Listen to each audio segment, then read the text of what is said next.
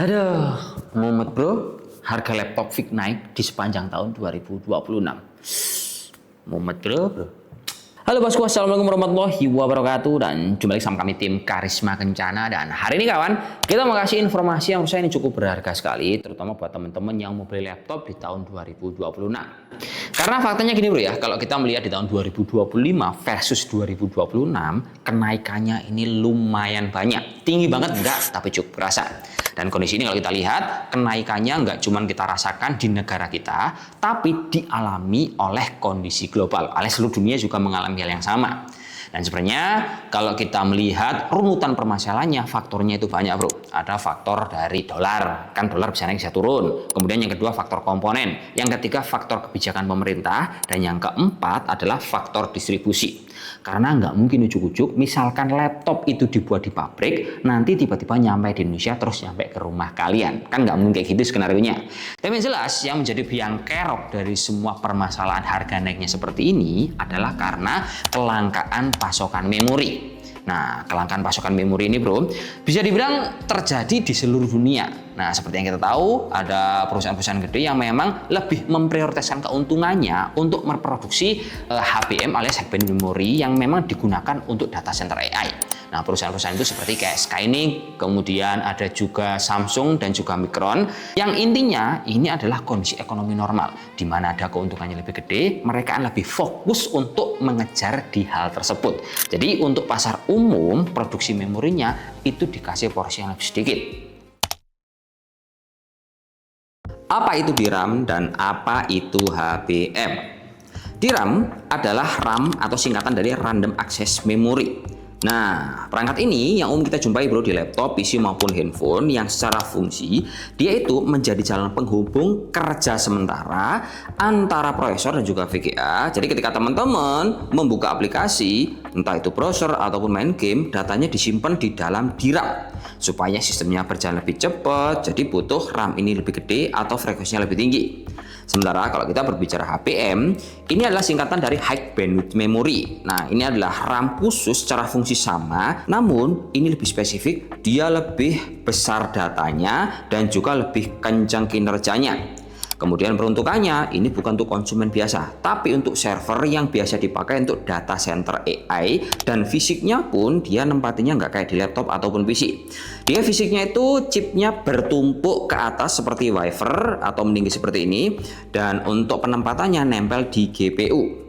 FYI sebenarnya HBM ini sudah lama ada bro ya teknologinya, cuman karena sekarang lagi booming, jadi untuk vendor pembuat memori seperti kayak Skynig, Samsung dan juga Micron, mereka itu lebih memilih keuntungan yang besar untuk memprioritaskan produksinya kepada mereka dibandingkan konsumen seperti kita.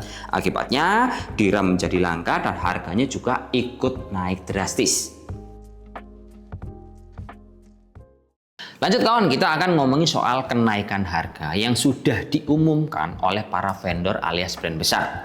Contohnya ada beberapa surat yang bisa kalian tonton seperti ini dari brand Lenovo, kemudian dari Asus, ada Acer dan juga HP yang beramai-ramai menginformasikan pada partner bisnisnya bahwa pada tanggal 1 Januari tahun 2026 kenaikan akan disesuaikan. Jadi intinya naiknya berkala, tapi sepanjang tahun ini akan terus naik. Kenaikan ini kurang lebih di angka 5-8%, puncaknya ada di 10 hingga 20%. Contohnya kalau kita memperhatikan harga produk yang sudah beredar di Indonesia, contohnya laptop yang lagi rame itu seri gaming punya Lenovo di tipe LOG yang ASID yang harganya sebelum harga naik itu di angka 12,8, setelah harga naik harganya menjadi di angka 13,3 juta rupiah.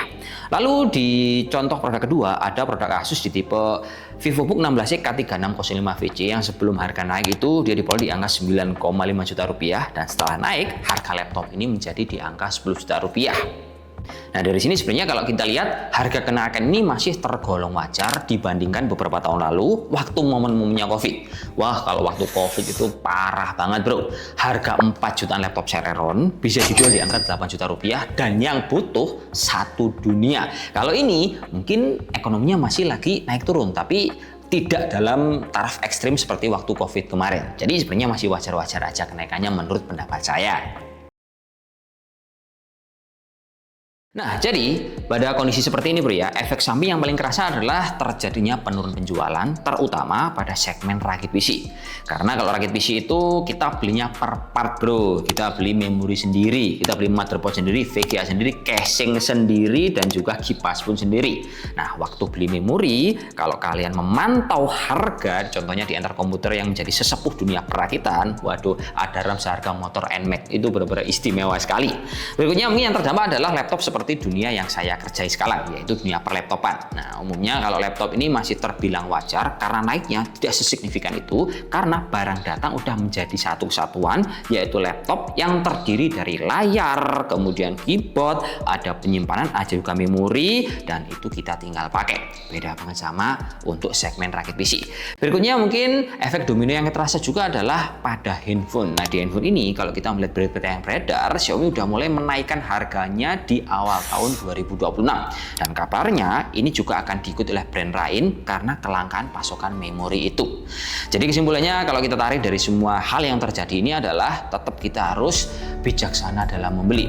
Tetap prioritaskan kebutuhan bukan keinginan. Terus misal teman-teman punya budget nih, entah itu di 5 juta ataupun 10 juta, saran saya memperbanyak referensi supaya ujung-ujungnya laptop yang akan kalian beli itu masih bisa mengakomodasi kebutuhan kalian minimal lah 3 tahun hingga 4 tahun ke depan, supaya teman-teman tidak harus beli lagi, dan yang paling dekat teman-teman nggak perlu upgrade lagi.